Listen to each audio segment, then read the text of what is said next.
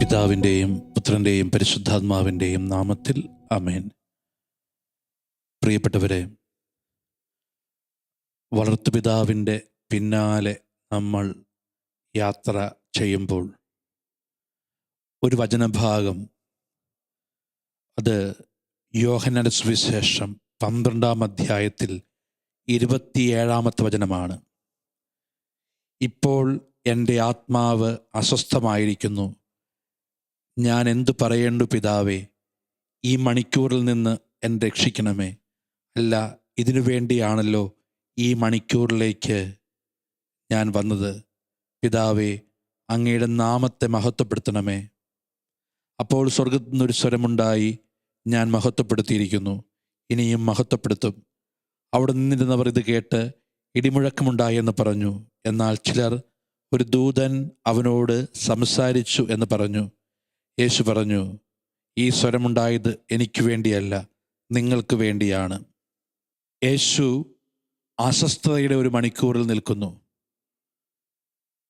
ഈ രക്ഷാകര ചരിത്രത്തിൽ അസ്വസ്ഥതയുടെ മണിക്കൂറുണ്ട്.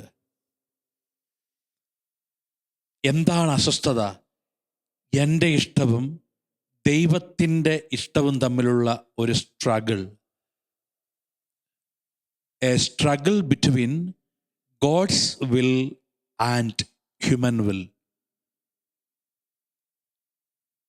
എൻ്റെ ഇഷ്ടം, ഒരു കാര്യത്തെക്കുറിച്ച് ഞാൻ സ്വപ്നം കാണുന്നു, ഞാൻ ആ സ്വപ്നത്തെ താലോലിക്കുന്നു. എൻ്റെ ഇഷ്ടം. നമുക്കെല്ലാവർക്കും നമ്മുടെ വ്യക്തി ജീവിതത്തിൽ ഇഷ്ടങ്ങളുണ്ട്. പക്ഷേ രക്ഷാകര ചരിത്രത്തിൽ ഈ ഇഷ്ടങ്ങൾക്ക് പ്രിയപ്പെട്ടവരെ ദൈവം കത്തിവയ്ക്കും. ഉൽപ്പത്തി പുസ്തകത്തിൽ നമ്മൾ അബ്രാഹത്തെ കണ്ടുമുട്ടുമ്പോൾ 100-ാം വയസ്സിൽ ദൈവം കൊടുത്ത അനുഗ്രഹം, വാർദ്ധക്യത്തിൻ്റെ ചുളിവുകൾ വീഴുന്ന ശരീരത്തിന് അഭിമാനിക്കാൻ ഒരു സ്വപ്നം, അതായിരുന്നു ഇസഹാക്ക്. എന്നാൽ നമ്മൾ കാണുന്നു, അബ്രാഹം ഇസഹാക്കിനെ താലോലിക്കുമ്പോൾ, അബ്രാഹം ഇസഹാക്കിനെ മടിയിൽ കിടത്തി ഓമനിക്കുമ്പോൾ, അബ്രാഹം നെഞ്ചോട് ചേർത്ത് വെച്ച് ഇസഹാക്കിനെ വളർത്തുമ്പോൾ സംഭവിക്കുന്നൊരു കാര്യമുണ്ട്. ദൈവം വന്നിട്ട് പറയും, ഈ ഇസഹാക്കിനെ ബലിയർപ്പിക്കുക. തൻ്റെ നെഞ്ചോട് ചേർത്ത് പിടിച്ച സ്വപ്നത്തെ, തൻ്റെ വാർദ്ധക്യത്തിലെ പുണ്യത്തെ, തൻ്റെ ജീവിതത്തിലെ ഏറ്റവും വലിയ സന്തോഷത്തെ ബലിയർപ്പിക്കുവാൻ പറയുന്നൊരു ദൈവസ്വരം. അബ്രാഹം മകനെയുമായിട്ട് മോറിയ കയറുമ്പോൾ, പ്രിയപ്പെട്ടവരെ, ഒരു കാര്യം ഓർക്കുക, ഈ മോറിയ അവിടെ തീരുന്നില്ല. ഈ മോറിയ എൻ്റെയും നിങ്ങളുടെയും ജീവിതത്തിലുണ്ട്. പിന്നീട് ഇങ്ങോട്ട് രക്ഷാകര ചരിത്രം മുഴുവനും ഈ മോറിയ പ്രത്യക്ഷപ്പെടുന്നുണ്ട്. അങ്ങനെ ഒരു രാത്രിയിൽ ജോസഫിൻ്റെ മുമ്പിലും മോറിയ പ്രത്യക്ഷപ്പെട്ടു. ദൈവത്തിൻ്റെ ഇഷ്ടത്തിന് വിധേയപ്പെടുക, സ്വന്തം ഇഷ്ടം, സ്വന്തം തീരുമാനം, അതിനെ മാറ്റുക. ഗോഡ്സ് വിൽ, ദൈവത്തിൻ്റെ ഇഷ്ടം നിറവേറാൻ പറയുക, പഠിപ്പിക്കുക. ആ പുരുഷൻ്റെ, ജോസഫ് എന്ന പുരുഷൻ്റെ ഇഷ്ടം അങ്ങേയറ്റം വിശുദ്ധിയുള്ള, അങ്ങേയറ്റം ഒരു പുരുഷ സ്പർശനമേൽക്കാത്ത ഒരു സ്ത്രീ തൻ്റെ ഭാര്യയായിട്ട് വരിക. അങ്ങേയറ്റം സ്വസ്ഥമായ, ശാന്തമായ ഒരു ദാമ്പത്യ ജീവിതം ഇഷ്ടമായിരുന്നു. എത്ര പെട്ടെന്നാണ് ആ ഇഷ്ടത്തെ മാറ്റുന്നത്. മറിയം എന്ന പെൺകുട്ടി, അവളുടെ ഇഷ്ടം വിവാഹമുറപ്പിച്ചിരിക്കുന്ന ജോസഫിനെ വിവാഹം കഴിച്ച് ജീവിക്കുക, അവതിൽ നിന്നൊരു കുഞ്ഞുണ്ടാവുക. എത്ര പെട്ടെന്നാണ് ആ ഇഷ്ടം മാറുന്നത്. നമ്മുടെയൊക്കെ ജീവിതത്തിൽ ചില ഇഷ്ടങ്ങൾക്ക് ദൈവം സ്റ്റോപ്പ് നൽകും. പക്ഷേ അത് നമ്മുടെ ജീവിതത്തെ നിർത്താനോ തകർക്കാനോ അല്ല. നമുക്കറിയാം, ഈ വാഹനമൊക്കെ മേടിക്കുമ്പോൾ ബ്രേക്കുണ്ട്. എന്തിനാണ് ഒരു വാഹനത്തിന് ബ്രേക്ക് എന്ന് ചോദിച്ചാൽ നമുക്കറിയാം, വാഹനം സ്റ്റോപ്പ് ചെയ്യാനാണ്, സ്പീഡ് കുറയ്ക്കാനാണ്. പക്ഷെ അതാണോ? നമ്മുടെ റൈറ്റ് കാലിൽ ഒരു ആക്സിലേറ്റർ ഉണ്ട്. എന്തുകൊണ്ടാണ് ഞാൻ ആക്സിലേറ്ററിൽ മുറുക്കെ കാല് ചവിട്ടുന്നത്? എനിക്കൊരു ഉറപ്പുണ്ട്, ഇപ്പുറത്ത് ഒരു ബ്രേക്കുണ്ട്. ബ്രേക്ക് ഉള്ളത് കൊണ്ടാണ് ആക്സിലേറ്റർ എനിക്ക് ചവിട്ടാൻ ഉറപ്പ് കിട്ടുന്നത്. ജീവിതത്തിലെ ചില ബ്രേക്കുകളാണ്, എൻ്റെ ഇഷ്ടങ്ങളുടെ ചില ബ്രേക്കുകൾ. അതാണ് കൂടുതൽ ജീവിതത്തെ മുമ്പോട്ട് പോകുവാൻ. എൻ്റെ ഇഷ്ടങ്ങൾ, ഒരു നസ്രത്തിൽ ഒതുങ്ങാവുന്ന സ്വപ്നമേ ജോസഫ് കണ്ടുള്ളൂ. ഒരു നസ്രത്തിൽ ഒതുങ്ങാവുന്ന സ്വപ്നമേ മറിയം കണ്ടുള്ളൂ. എന്നാൽ ദൈവം കണ്ടത് യുഗാന്ത്യം വരെ നിലനിൽക്കുന്ന രക്ഷയുടെ ചരിത്രമാണ്. ദൈവത്തിൻ്റെ വില്ല് യുഗാന്ത്യം വരെ നിലനിൽക്കുന്ന ഒരു രക്ഷയുടെ ചരിത്രം കുറിക്കുന്നുണ്ട്. ഇത് നമ്മൾ മനസ്സിലാക്കുക. അപ്പോൾ ഏറ്റവും പ്രധാനപ്പെട്ട ഒരു കാര്യം, ദൈവഹിതത്തിന്, ദൈവത്തിൻ്റെ വില്ലിന്, ദൈവത്തിൻ്റെ ഇഷ്ടത്തിന് യെസ് പറയുന്ന ഇടത്താണ് രക്ഷാകര ചരിത്രം നമുക്ക് അനുഭവവേദ്യമാകുന്നത്.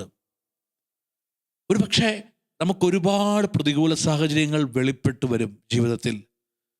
അവിടെ എനിക്ക് എന്ത് പറയാൻ പറ്റുന്നു? ദൈവത്തിൻ്റെ വില്ല്, ദൈവത്തിൻ്റെ ഹിതം നിറവേറട്ടെ എന്ന് എനിക്ക് പറയാൻ പറ്റുന്നുണ്ടോ? ഇത് ഓരോ കുടുംബത്തിലും ശ്രദ്ധിക്കേണ്ടതാണ്. എനിക്കെപ്പോഴും എൻ്റെ ജീവിതത്തിൽ, എൻ്റെ കുടുംബത്തിൽ ദൈവഹിതം അന്വേഷിക്കുന്ന ഒരു വ്യക്തിയായിട്ട് മാറുക. ദൈവഹിതം അന്വേഷിക്കുന്ന ഒരു വ്യക്തിയായിട്ട്, ഒരു കുടുംബമായിട്ട് ഞാൻ മാറുക. പ്രിയപ്പെട്ടവരെ, കുറേ വർഷങ്ങൾക്ക് മുമ്പ് ഞാൻ പോട്ടെ ആശ്രമത്തിൽ ശുശ്രൂഷ ചെയ്യുമ്പോൾ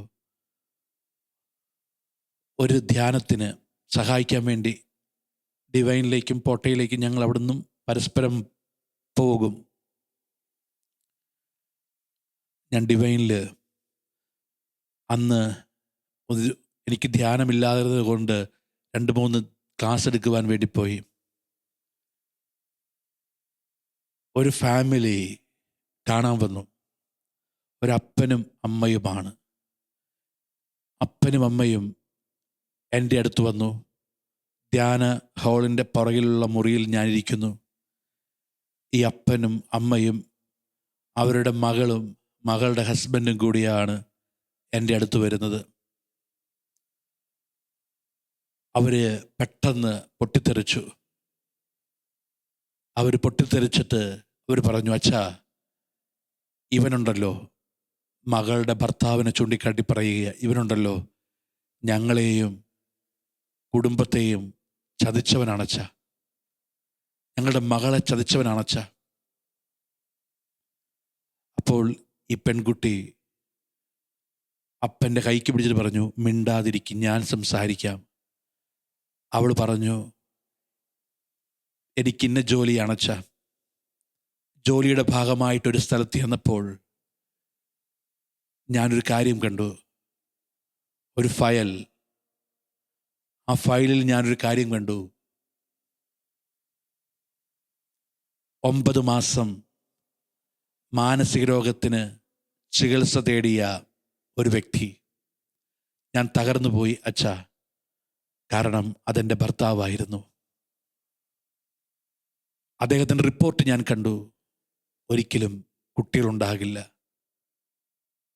എൻ്റെ ഈ പ്രശ്നം എൻ്റെ വീട്ടിൽ പറഞ്ഞാൽ എൻ്റെ ഇളയതുങ്ങളുടെ വിവാഹം മുടങ്ങും, അവരുടെ ഭാവിയിൽ പ്രശ്നമുണ്ടാകുമെന്ന് കരുതി ഞാൻ മറച്ചു വെച്ചു വച്ച 4 പ്രാവശ്യം എന്നെ കൊല്ലാൻ ശ്രമിച്ചു. എന്നോട് സ്നേഹമാണച്ച, പക്ഷേ രോഗം അങ്ങനെയുള്ളതാണ്. ഞാനൊരു കഥ കേൾക്കുന്നത് പോലെ കേട്ടിരിക്കുമ്പോൾ അവളുടെ കണ്ണ് നിറഞ്ഞൊഴുകുന്നുണ്ട്. അവൾ പറഞ്ഞു, അച്ഛാ,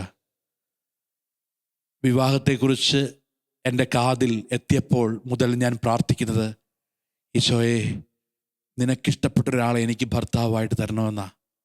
നിനക്കിഷ്ടപ്പെട്ട ഒരാളെ എനിക്ക് ഭർത്താവായിട്ട് തരണം എന്നാ. അച്ഛാ, ഞാൻ എൻ്റെ ജീവനേക്കാൾ കൂടുതൽ സ്നേഹിച്ച ഈ ഭർത്താവ് എന്നെ ചതിക്കുകയായിരുന്നു. എൻ്റെ അപ്പനെയും അമ്മയെക്കാൾ കൂടുതൽ ഞാൻ സ്നേഹിക്കാൻ തുടങ്ങിയ മാതാപിതാക്കൾ ചതിക്കുകയായിരുന്നു. പക്ഷേ അച്ഛാ, ഇപ്പം എല്ലാവരും പറയുന്നു എളുപ്പത്തിൽ സെപ്പറേഷൻ, ഈ വിവാഹം അസാധുവാക്കാം. കാരണം ഇത് മറച്ചു വച്ചാണ് വിവാഹം നടത്തിയത്, അതുകൊണ്ട് ഇത് അസാധുവാക്കാം. ശരിയാച്ച, ഈ ചേട്ടൻ എന്നെ ചതിച്ചതാ, മാതാപിതാക്കൾ ചതിച്ചതാ. പക്ഷെ അച്ഛാ, ഈശോ ചതിച്ചതല്ല. ഇത് ഈശോയുടെ ഇഷ്ടമാണ് അച്ഛാ. ഇത് ഈശോയുടെ ഇഷ്ടമാണ് അച്ഛാ. ഞാൻ അവളുടെ മുഖത്തേക്ക് നോക്കുമ്പോൾ അവൾ കണ്ണുനീര് തുടച്ചിട്ട് ഈ ഭർത്താവിൻ്റെ കയ്യിൽ പിടിച്ചിട്ട് പറയുന്നുണ്ട്, സാരമില്ല ചേട്ടാ, എൻ്റെ വിഷമം കൊണ്ടാണ് ഇത്രയൊക്കെ പറഞ്ഞത്. ഞാൻ എന്തു മിണ്ടും? അപ്പോൾ ഈ അപ്പം പറയുന്നുണ്ട്, അച്ഛൻ്റെ മുമ്പിൽ ഞങ്ങൾ വന്നത്, അച്ഛനൊന്ന് പറ, ഈ വിവാഹം വേർപിരിയാൻ അവളോട് സമ്മതിക്കാൻ പറ. അവൾ പറഞ്ഞു, അച്ഛൻ പറയരുത്, അച്ഛൻ പ്രാർത്ഥിക്കണം. ഞാൻ എഴുന്നേറ്റ് അവർക്ക് വേണ്ടി പ്രാർത്ഥിച്ചു. തിരിച്ച് കാറിൽ കയറുമ്പോൾ എൻ്റെ മനസ്സ് മുഴുവനും അവരായിരുന്നു. എന്ത് പ്രതീക്ഷ അവൾക്കുള്ളത്? മാനസികരോഗിയായ ഒരു ഭർത്താവ്, നാളെ ഒരു കുഞ്ഞ് ജനിക്കുമെന്ന് സ്വപ്നമുണ്ടായിരുന്നെങ്കിൽ അതെങ്കിലും ഒരു സാധ്യതയാണ്, അതുപോലുമില്ല. മനസ്സിൽ നമ്മൾ ചിലപ്പോഴൊക്കെ ആഴത്തിൽ പ്രാർത്ഥിക്കില്ലേ? ആ കാറിൽ കയറുമ്പോൾ എൻ്റെ പ്രാർത്ഥന ഇത്ര മാത്രമേ ഉള്ളൂ. എന്തിനു വേണ്ടി പ്രാർത്ഥിക്കണമെന്ന് എനിക്കറിയില്ല, പക്ഷേ ദൈവമേ, അവൾ നിൽക്കുന്നത് നിൻ്റെ ഇഷ്ടത്തിൻ്റെ കീഴിലാണ്. അവളുടെ ജീവിതത്തിൻ്റെ സങ്കീർണ ഘട്ടങ്ങളിലൊക്കെ നീ കൂടെ ഉണ്ടാകണം. ഇതിൽ കൂടുതൽ എന്ത് പ്രാർത്ഥിക്കാൻ പറ്റും? അല്ലെങ്കിൽ എന്താ പ്രാർത്ഥിക്കേണ്ടത്? വേറെ ഒന്നും പ്രാർത്ഥിക്കാൻ തോന്നുന്നില്ല. പക്ഷെ ഒരുപാട് റെസ്പെക്റ്റ് തോന്നി ആ അനുജത്തിയോട്. കൃത്യമായി പറഞ്ഞാൽ 2018 പോട്ട ബൈബിൾ കൺവെൻഷൻ ഒരു വെള്ളിയാഴ്ചയാണെന്ന് തോന്നുന്നു. ഞാൻ ആരാധന കഴിഞ്ഞ് ഉച്ചയ്ക്ക് ബ്രേക്ക്, ആ സമയത്ത് ഞാൻ പതുക്കെ സ്റ്റേജിൽ നിന്ന് ഇറങ്ങുമ്പോൾ പുറകിൽ നിന്നൊരു വിളി, വർഗീസച്ച എന്ന്. ഞാൻ നിന്നു. ഓടി വരുന്നത് ഒരു ചെറുപ്പക്കാരനാണ്. എൻ്റെ അടുത്ത് കൊണ്ട് ചോദിക്കുന്നുണ്ട്, അച്ഛൻ ഞങ്ങളെ ഓർക്കുന്നുണ്ടോ? ഞാൻ പറയാൻ ശ്രമിക്കുന്നുണ്ട്, എവിടെയോ കണ്ട് പരിചയമുണ്ട്. പെട്ടെന്ന് അവൻ പറഞ്ഞു, അച്ഛാ, ഓർക്കുന്നില്ലേ, 1.5 വർഷം മുമ്പ് ഞങ്ങൾ ഡിവൈനിൽ ധ്യാനിക്കാൻ വന്നപ്പോൾ അച്ഛൻ്റെ അടുത്ത് വന്നു. ആ പെൺകുട്ടിയെ ഞാൻ ശ്രദ്ധിച്ചു, അവൾ ചിരിച്ചുകൊണ്ട് നിൽക്കുകയാണ്. പക്ഷെ വേറൊരു കാര്യമുണ്ട്, അവരുടെ കയ്യിൽ ഒരു 5 മാസമായ ഒരു കുഞ്ഞുണ്ട്. അച്ഛാ, ഞങ്ങൾക്കൊരു കുഞ്ഞിനെ കിട്ടി അച്ഛാ.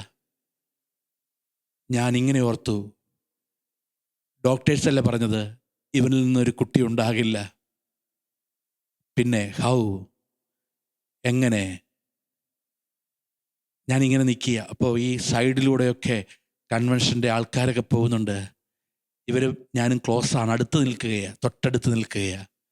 പെട്ടെന്ന് ഈ കുട്ടിയുടെ അപ്പൻ, ഈ ചെറുപ്പക്കാരൻ, ഈ കുട്ടിയുടെ മേത്ത് കിടക്കുന്ന ഈ കുഞ്ഞുടുപ്പൊന്ന് മാറ്റുമ്പോൾ ഈ കുട്ടിയുടെ നെഞ്ചിൻ്റെ ഭാഗത്ത് ഒരു 50 പൈസയുടെ വട്ടത്തിൽ, ഒരു കറുത്ത വട്ടത്തിലൊരു മറുക്. ഞാൻ ഓർത്തു, ഇതെന്തിനാ കാണിക്കുന്നത്? എനിക്കൊന്നും മനസ്സിലാകാതെ ഞാൻ നിൽക്കുമ്പോൾ 34 വയസ്സുള്ള ഈ അപ്പൻ അയാളുടെ ഈ ഷർട്ടിൻ്റെ ബട്ടൺസ് അഴിച്ചിട്ട് എന്നെ കാണിക്കുമ്പോൾ ഞാൻ ഞെട്ടിപ്പോകുന്നു. 34 വയസ്സുള്ള അപ്പൻ്റെ നെഞ്ചിലുള്ള അതേ മറുക്, അതേ വലിപ്പത്തിൽ, അതേ അളവിൽ 4 മാസം കഴിഞ്ഞ കുട്ടിയുടെ നെഞ്ചിൽ പതിപ്പിക്കാൻ പാകത്തിന് ശ്രദ്ധിക്കുന്ന ഒരു ദൈവത്തിൻ്റെ കീഴിലായിരുന്നു അവരെന്ന് അന്നാണ് എനിക്ക് മനസ്സിലായത്. വെറും 1.25-2 വർഷം മുമ്പ് ഇവരെ സെപ്പറേറ്റ് ചെയ്യണമെന്ന ഉപദേശവുമായിട്ട് എൻ്റെ മുമ്പിലിരിക്കുമ്പോൾ അന്ന് എൻ്റെ മനസ്സിലും പറഞ്ഞതാണ്, എന്തിനാടി പെണ്ണെ നീ ഒരു ജീവിതം പാഴാക്കുന്നത്? പക്ഷേ ആ എൻ്റെ മുമ്പിൽ തന്നെ തിരുത്തൽ അവൻ കൊണ്ടുവന്നു. അങ്ങനെയൊന്നും പാഴാകില്ല. ആരൊക്കെ ദൈവത്തിൻ്റെ ഇഷ്ടത്തിന് വിധേയപ്പെടുന്നുവോ അവിടെയെല്ലാം ദൈവം രക്ഷ കൊണ്ടുവരുന്നുണ്ട്. പ്രിയപ്പെട്ടവരെ, നമ്മളൊരു കാര്യം ഓർക്കണം. ചിലപ്പോൾ ഒരുപാട് സങ്കടം ഉണ്ടാകും നമുക്ക്, ചിലപ്പോൾ ഒരുപാട് പ്രതികൂല സാഹചര്യങ്ങൾ ഉണ്ടാകും നമുക്ക്, ചിലപ്പോൾ അംഗീകരിക്കാൻ പറ്റാത്തൊരു പ്രശ്നം നമ്മുടെ തലയിൽ വരും. പക്ഷേ നമ്മൾ അതിനെ കൊണ്ടുവന്ന് നിർത്തേണ്ടത് ദൈവത്തിൻ്റെ ഇഷ്ടത്തിൻ്റെ കീഴിലേക്കാണ്. അതിനെ കൊണ്ടുപോയി വയ്ക്കേണ്ടത് ദൈവത്തിൻ്റെ തീരുമാനത്തിൻ്റെ കീഴിലേക്കാണ്. ദൈവത്തിൻ്റെ തീരുമാനം എന്തായാലും അതെനിക്ക് നന്മയായിട്ട് മാറും. പഠിപ്പിക്കുന്നുണ്ട് ഈ മനുഷ്യൻ, ഈ ജോസഫ്. അതിനാൽ ഒരുപക്ഷെ കുടുംബത്തിൽ, ഒരുപക്ഷെ ദാമ്പത്യ ജീവിതത്തിൽ പ്രതീക്ഷിക്കാത്ത എൻ്റെ ഇഷ്ടത്തിന് വിരോധമായിട്ട് ചില കാര്യങ്ങൾ മാറുമ്പോൾ ഞാനതിനെ ചേർത്ത് വയ്ക്കേണ്ടത് എൻ്റെ ഇഷ്ടത്തിന് വിരോധമായിട്ട് പോകുമ്പോഴും അതിൽ നിന്ന് ദൈവത്തിനൊരു നന്മയുണ്ടാക്കാൻ പറ്റും. അതിൽ നിന്ന് ദൈവത്തിന് രക്ഷാകര ഇടപെടൽ കൊണ്ടുവരാൻ പറ്റും. ഇത് വിശ്വസിക്കാൻ തയ്യാറാവുക. നമുക്ക് എത്ര പേർക്ക് ദൈവത്തിൻ്റെ ഇഷ്ടം നിറവേറട്ടെ എന്ന് പറയാൻ പറ്റുന്നു? നമുക്ക് എത്ര പേർക്ക് ദൈവത്തിൻ്റെ ഇഷ്ടത്തിന് 1-ാം സ്ഥാനം കൊടുക്കാൻ പറ്റുന്നു? നമ്മുടെ ഇഷ്ടം മാറുന്നിടത്ത്, നമ്മുടെ ഇഷ്ടം മാറിപ്പോകുന്നിടത്ത് ദൈവത്തിൻ്റെ ഇഷ്ടം അവിടെ വരും. നമ്മുടെ ഇഷ്ടം മാറണം. നമ്മുടെ ഇഷ്ടം മാറിയാൽ മാത്രമേ ദൈവത്തിൻ്റെ പ്രവൃത്തി, ദൈവത്തിൻ്റെ ഇടപെടൽ, രക്ഷാകര ഇടപെടൽ നമുക്ക് കാണാൻ പറ്റുകയുള്ളൂ. നമുക്കൊക്കെ ഇഷ്ടങ്ങൾ ഒരുപാടാണ്. പല കാര്യങ്ങളും, നമ്മുടെ ചെറിയ ഇഷ്ടങ്ങളൊക്കെ പരാജയപ്പെടുമ്പോൾ നമ്മൾ പതറിപ്പോകും. നിങ്ങളും ഞാനും ഒക്കെ അസ്വസ്ഥപ്പെടും അല്ലേ? ചില ഇഷ്ടങ്ങളൊക്കെ നമുക്ക് മാറുമ്പോൾ, നമുക്കിഷ്ടമില്ലാത്ത കാര്യമൊക്കെ പറയുമ്പോൾ നമുക്ക് ഒരുപാട് അസ്വസ്ഥതകൾ വരും. പക്ഷേ നമ്മളൊരു കാര്യം ഓർക്കുക, അതിലൂടെയെല്ലാമാണ് ദൈവം നമ്മളോട് സംസാരിക്കുന്നത്, അതിലൂടെയെല്ലാമാണ് ദൈവം പ്രവർത്തിക്കുന്നത്. ഞാൻ ഓർക്കുന്നത്, ഞങ്ങൾ സെമിനാരി പഠിക്കുമ്പോൾ ഡീക്കനാകും. ഡീക്കൻ പരീക്ഷയെ കഴിഞ്ഞ് ഡീക്കൻ മിനിസ്ട്രിക്ക് പോകുന്ന സമയമുണ്ട്. അപ്പോൾ ഞാൻ ചിന്തിച്ചത്, എൻ്റെ പട്ടത്തിൻ്റെ കാര്യങ്ങളൊക്കെ ഒരുപാട് നോക്കാനുണ്ട്. എൻ്റെ കൂടെ പട്ടം കിട്ടുന്ന എൻ്റെ സുഹൃത്ത് കേരളത്തിന്, ഇന്ത്യക്ക് പുറത്ത് പഠിക്കുകയാണ്. അവൻ പട്ടത്തിൻ്റെ അടുത്തേ വരികയുള്ളൂ. അപ്പോൾ ഞാൻ വീടിൻ്റെ അടുത്തുണ്ടാവുകയും പട്ടത്തിൻ്റെ കാര്യങ്ങൾ ക്രമീകരിക്കുകയും വേണം. ഇങ്ങനെയൊക്കെ ഞാൻ ചിന്തിക്കുക. അപ്പം ഞാൻ ആഗ്രഹിച്ചു, എൻ്റെ വീടിൻ്റെ തൊട്ടടുത്ത് ഞങ്ങൾക്കൊരു ആശ്രമമുണ്ട്, അവിടെ ആയിരിക്കും എൻ്റെ ഡയക്കനേറ്റ്. കാരണം അങ്ങനെയാണ് എല്ലാവർക്കും കൊടുക്കുന്നത്. വീടിൻ്റെ അടുത്തുള്ള ആശ്രമങ്ങളൊക്കെ നോക്കിയാൽ മിക്കവാറും കൊടുക്കുന്നത്. കാരണം 2 മാസമൊക്കെ ഉള്ളൂ പട്ടത്തിൻ്റെ. ഇപ്പം അങ്ങനെ ആയിരിക്കുമെന്നൊക്കെ ഞാൻ ഉറപ്പിച്ചു. പക്ഷേ എൻ്റെ ഇഷ്ടം, എൻ്റെ താല്പര്യം മാറ്റിക്കൊണ്ട് പ്രൊവിൻഷ്യാളച്ചൻ ഞങ്ങൾക്ക് ഡയക്കനേറ്റ് മിനിസ്ട്രിക്കുള്ള അപ്പോയിൻമെൻറ്റ് തന്നു. ഞാൻ അപ്പോയിൻമെൻറ്റ് വായിക്കുമ്പോൾ എനിക്കിഷ്ടക്കേടാണ് ഡയക്കനേറ്റ് മിനിസ്ട്രിയും അത് കഴിഞ്ഞുള്ള പൗരോഹിത്യം സ്വീകരിച്ചതിന് ശേഷമുള്ള ശുശ്രൂഷയും പോട്ട ആശ്രമത്തിൽ. ഞാൻ എൻ്റെ ഇഷ്ടം ഉണ്ടായിരുന്നു, എൻ്റെ ആ ചെറിയ ഇഷ്ടം അത് മാറ്റി ദൈവം. ഞാനങ്ങനെ പോട്ടയിൽ ഡയക്കനേറ്റ് മിനിസ്ട്രി ചെയ്യാൻ വന്നു. ഇപ്പോൾ പൗരോഹിത്യം കഴിഞ്ഞിട്ട് 14 വർഷമായി. പോട്ട ഡിവൈൻ പോട്ട, ഇപ്പോൾ കോയമ്പത്തൂർ. അപ്പോൾ ഒരു കാര്യം ഉറപ്പാണ്, നമ്മുടെ ഇഷ്ടങ്ങളെല്ലാം മാറുന്നിടത്താണ് ദൈവത്തിന് എന്തൊക്കെയോ ചെയ്യാനുണ്ട്, ദൈവത്തിന് എന്തൊക്കെയോ നമ്മളോടിലൂടെ ചെയ്യുവാനുണ്ട്. അപ്പോൾ ഇവിടെ നമുക്കെല്ലാവർക്കും ഒരു സ്ട്രഗിളുണ്ട്. പൗരോഹിത്യ ജീവിതത്തിൽ സ്ട്രഗിളുണ്ട്, സമർപ്പിത ജീവിതത്തിൽ സ്ട്രഗിളുണ്ട്. ഇവിടെ ഒരു ചോദ്യം ഇപ്പോൾ മാധ്യമങ്ങൾ ചോദിക്കുന്നുണ്ട്, ഇഷ്ടമില്ലേ? ഇഷ്ടം വേണ്ട എന്ന് വെച്ചിട്ടാ. 12 വർഷം പഠിച്ചത് ഒരൊറ്റ കാര്യമാണ്, ഇനി എൻ്റെ ഇഷ്ടത്തിന് പ്രാധാന്യമില്ല. ഇത് കേൾക്കുന്ന നിങ്ങൾക്ക് മനസ്സിലാകില്ലെങ്കിലും ഞങ്ങൾ അച്ഛന്മാർക്ക് സിസ്റ്റേഴ്സിനും അറിയാം. ഞങ്ങളൊക്കെ ഇനി ഞങ്ങളുടെ ഇഷ്ടം വേണ്ട, ദൈവത്തിൻ്റെ ഇഷ്ടം നടന്നാൽ മതി, സഭയിലൂടെ അധികാരികളിലൂടെ വെളിപ്പെടുന്ന ദൈവത്തിൻ്റെ ഇഷ്ടം മതിയെന്ന് പറഞ്ഞിട്ടാണ് ഞങ്ങളൊക്കെ അച്ഛനായത്. അല്ലാതെ ബോധമില്ലാഞ്ഞിട്ടൊന്നും അല്ല. ഞങ്ങൾ 16-ാമത്തെയും 17-ാമത്തെയും വയസ്സിലാണ് സെമിനാരിയിലും മഠത്തിലുമൊക്കെ വന്നതെങ്കിലും ഞങ്ങൾ ബോധപൂർവമായ തീരുമാനമെടുത്തത് ഈ നാട്ടിലെ ഏതൊരു പൗരനും വോട്ടവകാശവും വിവാഹ ജീവിതത്തിലേക്കും വോട്ടവകാശത്തിലേക്കും ഒക്കെ പ്രവേശിക്കുന്ന പ്രായത്തിൽ തന്നെയാണ് ഞങ്ങളും തീരുമാനമെടുത്തത് ഞങ്ങൾക്ക് ഈ വിളി മതിയെന്ന്. എന്നിട്ട് പരാതിപ്പെടുന്നുണ്ടെങ്കിൽ അത് നിങ്ങളെ തെറ്റിദ്ധരിപ്പിക്കാൻ പറ്റും, പക്ഷേ അതൊന്നുമല്ല യാഥാർത്ഥ്യം. ഞാൻ തീരുമാനമെടുത്തത് എനിക്ക് ഇന്ത്യൻ ഭരണഘടന പ്രായപൂർത്തിയായി എന്ന അംഗീകാരം നൽകുന്ന പ്രായത്തിലാണ് ഞാൻ തീരുമാനമെടുത്തത്. എനിക്ക് ഇങ്ങനെ മതി, എൻ്റെ ഇഷ്ടം ഞാൻ മാറ്റിവെക്കുന്നു. ഒരു വിവാഹ ജീവിതത്തിലേക്ക് ഒരു ആണ് പ്രവേശിക്കാൻ പ്രാപ്തനായി എന്ന് ഇന്ത്യൻ ഭരണഘടന അനുശാസിക്കുന്ന സമയത്ത് തന്നെയാണ് ഞാൻ തീരുമാനമെടുക്കുന്നത്. ഞാൻ ദാരിദ്ര്യം, അനുസരണം, ബ്രഹ്മചര്യം ഈ വ്രതത്തിൽ നിന്നുകൊള്ളാമെന്ന്. It is not a force from outside, it is a force from God and I obeyed, I submitted myself. ഞാൻ അതിന് സമ്മതം കൊടുത്തു. എനിക്ക് പരാതി പറയാൻ പറ്റില്ല, കാരണം ഞാൻ കൊടുത്തത് ആ സമ്മതമാണ്. അപ്പോൾ അതിന് നമുക്കെല്ലാവർക്കും പ്രതികൂല സാഹചര്യങ്ങൾ കുടുംബജീവിതത്തിൽ, ദാമ്പത്യ ജീവിതത്തിൽ, പൗരോഹിത്യ ജീവിതത്തിൽ, സമർപ്പിത ജീവിതത്തിൽ നമുക്കിഷ്ടമില്ലാത്ത കാര്യങ്ങൾ വരും. പക്ഷേ അവിടെ ഈ ഔസേപ്പിതാവ് പറയുന്നത് ദൈവത്തെ അനുസരിക്കുവാൻ അവിടെ രക്ഷാകര ഇടപെടലുണ്ടാകും. ആ ഒരു കൃപയ്ക്ക് വേണ്ടി നമുക്ക് പ്രാർത്ഥിക്കാം. ഈ ആരാധനയിൽ ദൈവം നമ്മെ അനുഗ്രഹിക്കട്ടെ.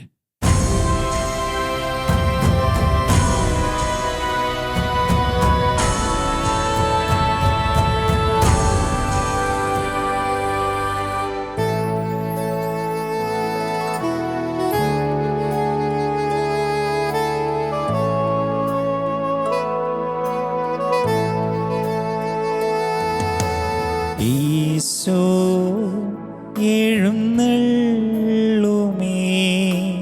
നിമിഷം എത്ര മോഹനം, ആത്മാവിൽ പൂമഴയായി സ്വർഗനാഥനെന്നിലാഗതനായി സാഷ്ടാംഗം പ്രണമിച്ചിതാ എൻ്റെ ജീവിതം തരുന്നു ഞാൻ.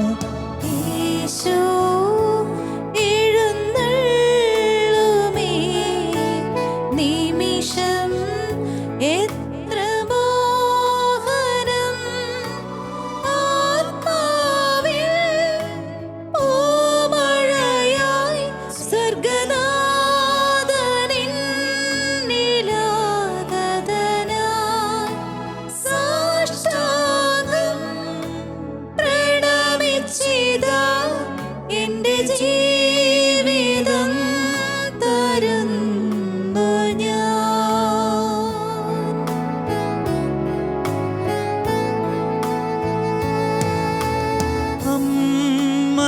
അമ്മയേക്കാൾ സ്നേഹമേകും ദൈവമേ എൻ സർവസ്വമേ, ഏകനായി ഞാൻ നിന്റെ മുൻപിൽ ദാഹമോടെ നിന്നിടുന്നു. അവിവേകിയായി അരുതായ്മകൾ ചെയ്തു പോയതോർക്കരുതേ,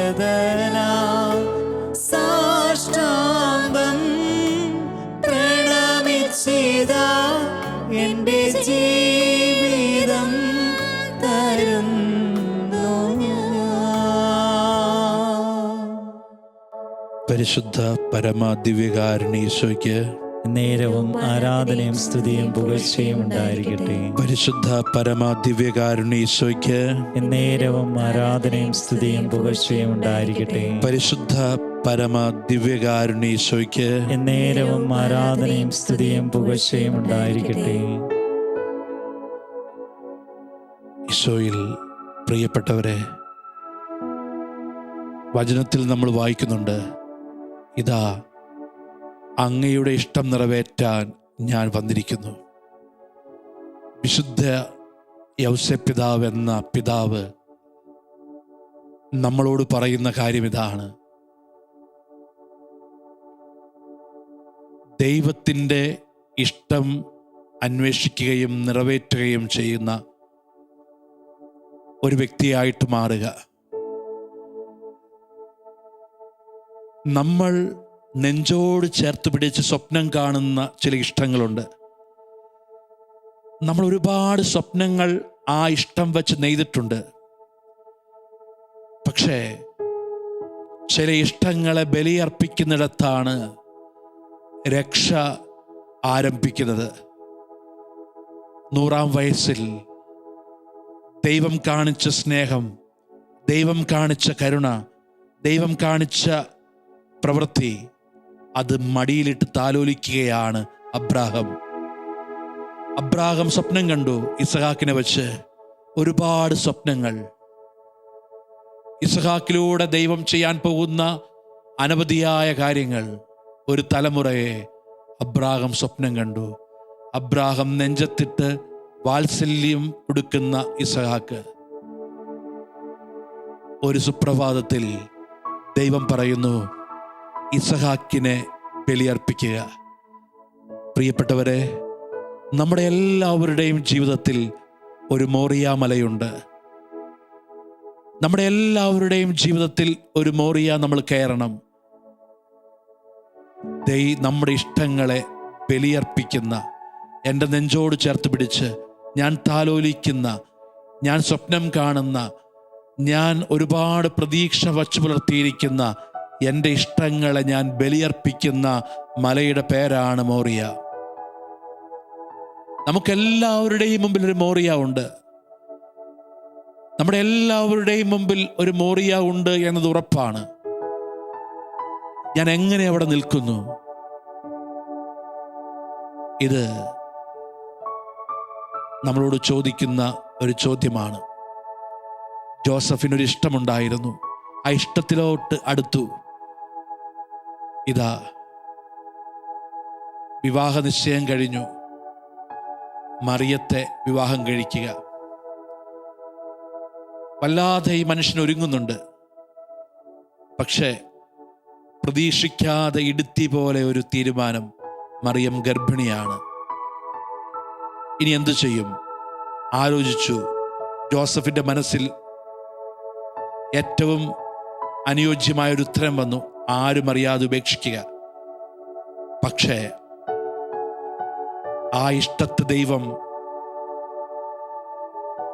ഒട്ടും വില കൊടുക്കാതെ ദൈവത്തിൻ്റെ ഇഷ്ടത്തെ ദൈവം ഇൻസ്റ്റാൾ ചെയ്തു.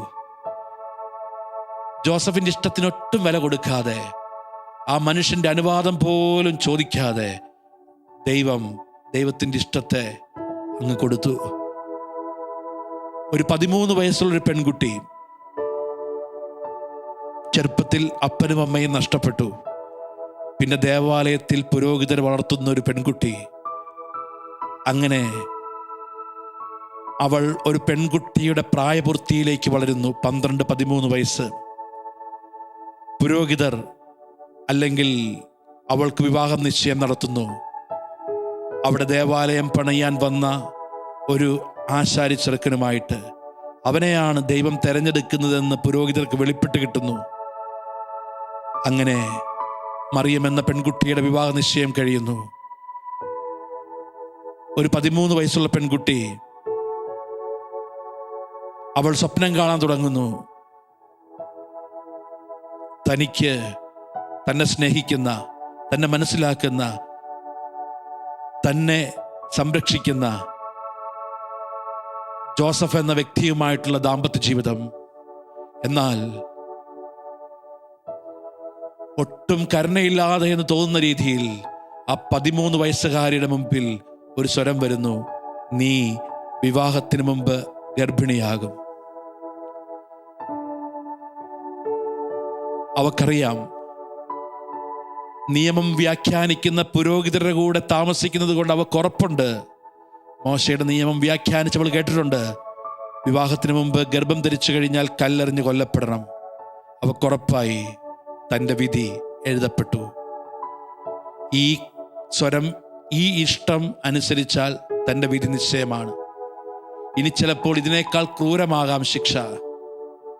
എത്ര പെട്ടെന്നാണ് ഒരു 13 വയസ്സുകാരിയുടെ പിഞ്ചു മനസ്സിൽ അവളുടെ ഇഷ്ടങ്ങളെ മുഴുവനും ഒരു ദാക്ഷിണ്യവുമില്ലാതെ എടുത്തു മാറ്റുന്നത്. എന്നിട്ട് പറഞ്ഞു, നീ വിവാഹത്തിന് മുമ്പ് ഗർഭിണിയാകും പരിശുദ്ധാത്മാവിനാൽ. ഒറ്റ വാക്ക്, നിന്റെ ഇഷ്ടം നിറവേറട്ടെ. നമ്മൾ അതിനെ മംഗളവാർത്ത എന്ന് വിളിക്കും. അത് മംഗളവാർത്തയല്ല. ആ വാർത്തയ്ക്ക് മരണത്തിൻ്റെ കുന്തിരിക്കത്തിൻ്റെ മണമുണ്ട്. അത് മരണവാർത്തയുടെ ഒരു സ്വരമാണ്. മംഗളവാർത്ത എന്നൊക്കെ നമുക്കിന്ന് വിളിക്കാം. 13 വയസ്സുകാരി വിവാഹത്തിന് മുമ്പ് ഗർഭിണിയാകുന്നു. ഒന്നില്ലെങ്കിൽ അവളെ സമൂഹം കല്ലെറിഞ്ഞ് കൊല്ലും, അല്ലെങ്കിൽ ഒരു കൂർത്ത കമ്പിമുനയിൽ അവളെ കോർത്തു നിർത്തും. അവക്കെങ്ങനെ അത് മംഗളവാർത്തയാകും? പക്ഷെ അവള് പറഞ്ഞു, ദൈവത്തിൻ്റെ ഇഷ്ടം നിറവേറട്ടെ. ഒരു കുടുംബം രക്ഷാകരമാകുന്ന വഴികൾ നമ്മൾ ധ്യാനിക്കണം. ഇങ്ങനെ ഒരു അപ്പൻ്റെയും അമ്മയുടെയും മകൻ ഗത്സമനയിൽ നിൽപ്പുണ്ട്. ചങ്ക് പൊട്ടി പ്രാർത്ഥിക്കുന്നുണ്ട് ആ മകൻ, പിതാവെ കഴിയുമെങ്കിൽ ഈ പാനപാത്രം മാറിപ്പോകട്ടെ. ഉടനെ വളർത്തുപിതാവായ അപ്പൻ്റെയും അമ്മയുടെയും തൻ്റെ അമ്മയുടെയും മുഖം വന്നത് കൊണ്ടാണോ അറിയില്ല, അവൻ പറഞ്ഞു അടുത്ത വാക്ക്, പിതാവേ എൻ്റെ ഇഷ്ടമല്ല, നിന്റെ ഇഷ്ടം നിറവേറട്ടെ. എപ്പോഴും യേശുവിൻ്റെ നാവിൽ നമ്മൾ കേട്ട ഒരു വചനം, ഞാൻ ചെയ്യുന്ന പ്രവൃത്തികൾ എൻ്റെ പിതാവ് എന്നെ ഏൽപ്പിച്ചതാണ്. ഞാൻ വന്നിരിക്കുന്നത് എൻ്റെ ഇഷ്ടം പൂർത്തിയാക്കാനല്ല, എൻ്റെ പിതാവിൻ്റെ ഇഷ്ടം പൂർത്തിയാക്കാനാണ്. നിങ്ങളറിയാത്ത ഒരു ഭക്ഷണം എനിക്കുണ്ട്.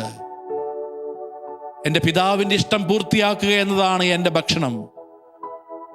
ദൈവത്തിൻ്റെ ഇഷ്ടം ഭക്ഷണമായിട്ട് മാറുന്നു.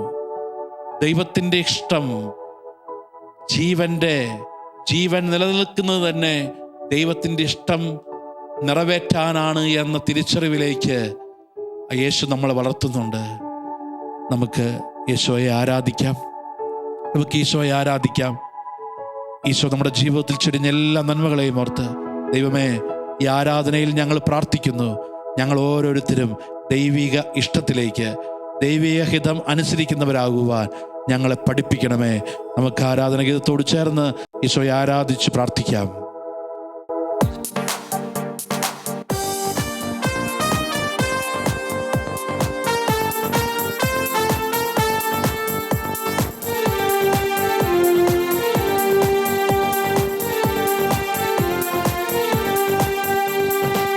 ആരാധനയ്ക്ക് യോഗ്യനേ നിന്നെ ഞങ്ങൾ ആരാധിച്ചിടുന്നിതാ.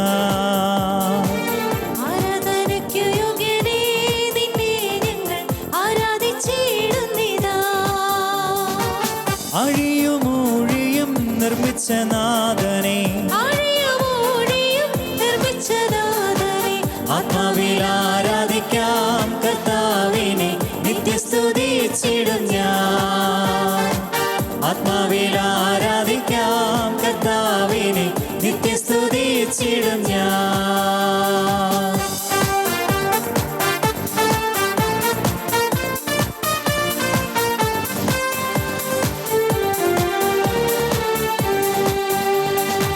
വാഗ്ദത്തം പോലെ നിന്റെ സന്നിധാനെ നിൻ മക്കൾ കൂടിടുമ്പോൾ, വാഗ്ദത്തം പോലെ നിന്റെ സന്നിധാനെ നിൻ മക്കൾ കൂടിടുമ്പോൾ,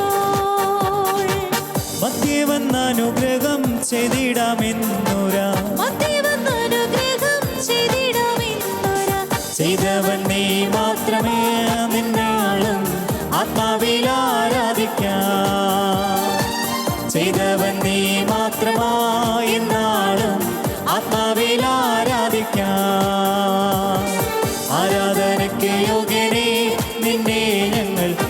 ആരാധിച്ചിടുന്നിതാ.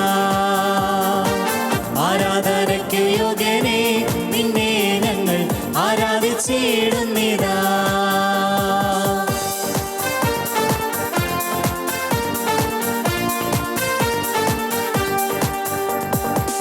ആദിമ നൂറ്റാണ്ടിൽ നിൻദാസ് മർക്കോസിൻ മാളികയിൽ ആദിമനൂറ്റാണ്ടിൽ നിൻദാസൻ മർക്കോസിൻ മാളികയിൽ നിന്നാവി പകർന്നപ്പോൾ നിൻദാസർ മധ്യത്തിൽ നിന്നാവി പകർന്നപ്പോൾ നിൻദാസർ മധ്യത്തിൽ നിൻ ശക്തിയായ ചിടുക നിന്നെ ഞങ്ങൾ ആത്മാവിൽ ആരാധിക്കാം. നിൻ ശക്തിയായ ചിടുക നിന്നെ ഞങ്ങൾ ആത്മാവിൽ ആരാധിക്കാം.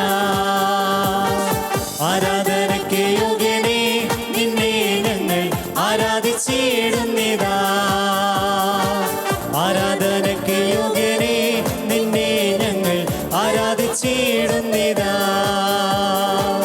അഴിയുമൂഴിയും നിർമ്മിച്ച നാഥനെ, അഴിയുമൂഴിയും നിർമ്മിച്ച നാഥനെ ആത്മാവിൽ ആരാധിക്കാം. കർത്താവിനെ നിത്യസ്തുതിച്ചിടും ഞാൻ. ആത്മാവിൽ ആരാധിക്കാം. കർത്താവിനെ നിത്യസ്തുതിച്ചിടും ഞാൻ. ഹല്ലേലൂയ ഹല്ലേലൂയ ഹല്ലേലൂയ ഹല്ലേലൂയ ഹല്ലേലൂയ ഹല്ലേലൂയ ഹല്ലേലൂയ ഹല്ലേലൂയ ഹല്ലേലൂയ ഹല്ലേലൂയ ഹല്ലേലൂയ.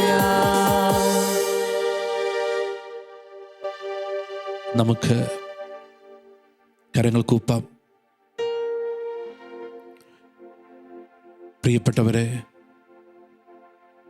ദിവ്യകാരുണ്യത്തിൽ ഒരു മരണമുണ്ട്. ഒരു ബലിയുണ്ട്. നമുക്ക് ഈശോയോട് പ്രാർത്ഥിക്കാം. ഏത് സാഹചര്യത്തിന് മുമ്പിൽ നിൽക്കുമ്പോഴും ഈശോയെ, നിന്റെ ഇഷ്ടം നിറവേറട്ടെ,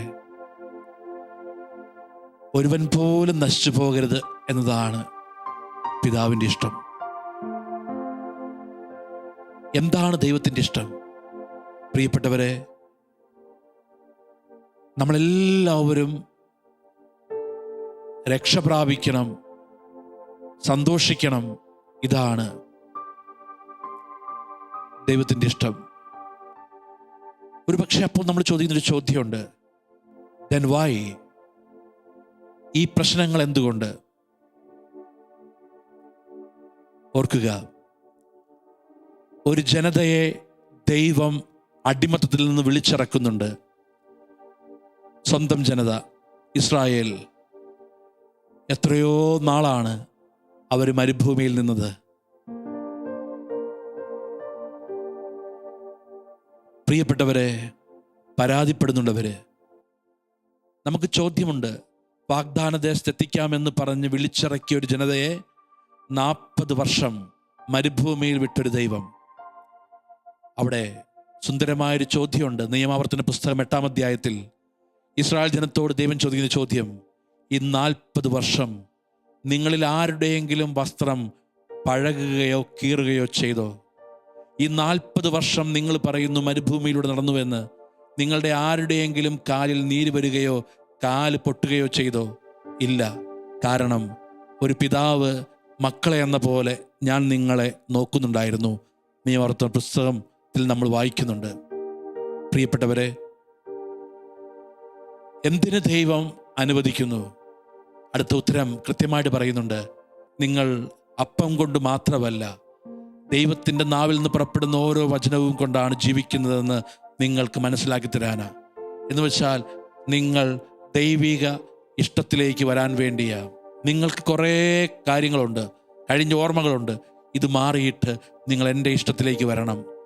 നമ്മുടെ എല്ലാ പ്രതികൂല സാഹചര്യങ്ങളിലൂടെയും ദൈവം നമ്മളെ എത്തിക്കാൻ ആഗ്രഹിക്കുന്നത് ദൈവേഷ്ടത്തിൻ്റെ തീരത്താണ്. എല്ലാ പ്രതികൂല സാഹചര്യങ്ങളെയും ദൈവം ആഗ്രഹിക്കുന്നുണ്ട് ഒരു തീരം അടുപ്പിക്കാൻ. നമ്മൾ ചിലപ്പോൾ ചിന്തിക്കും, ദൈവം അറിയുന്നില്ല. ഓർക്കുക, ഈശോ നിർബന്ധിച്ചു. മർക്കോസിന്റെ സുവിശേഷം 6-ാം അധ്യായത്തിൽ സുന്ദരമായൊരു സംഭവം. യേശു നിർബന്ധിച്ചു, ഫോഴ്സ്ഡ്, നിർബന്ധിച്ചു എന്ന വാക്കാണ്. എന്തിന്? മറുകരയ്ക്ക് പോകാൻ. ദൈവത്തിൻ്റെ ഇഷ്ടം നിറവേറ്റാൻ ഒരു ഫോഴ്സ് എന്ന് വെച്ചാൽ ഇങ്ങനെ ജീവിതം മുമ്പോട്ട് പോകണം. ദൈവം അത് അനുവദിക്കുന്നു, നീ മുമ്പോട്ട് പോകണം. ഇവർ കടലിലൂടെ ബോട്ടിൽ വഞ്ചിയിൽ പോകുന്നു.